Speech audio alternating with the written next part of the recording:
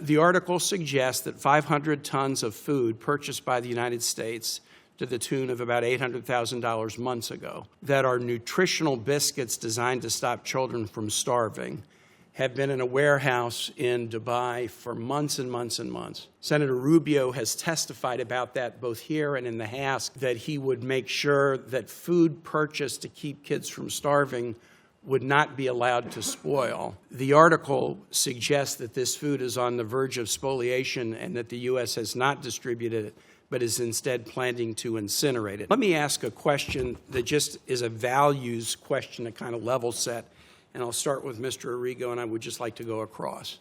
I'm going to make a statement, and I want to ask if you agree with me or not. If the United States has purchased specialty foods designed to help kids from starving, we should deliver that food to kids rather than allow it to spoil and incinerate it. That's my view.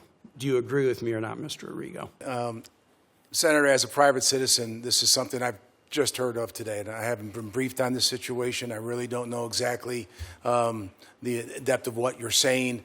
So I would actually have to probably refer back to Secretary Rubio, President Trump, and find out exactly where and what happened to this particular situation so I could answer you better. I'd hate to say something. Representative Waltz. Thank you.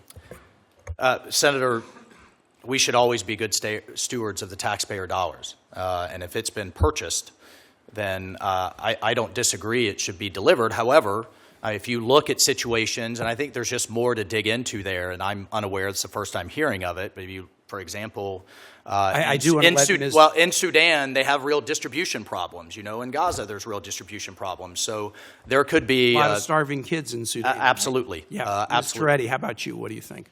Thank you for the question, Senator. I agree with you. That does not mean that I'm judging what has happened. I'm glad that you answered unequivocally. This is such a simple question.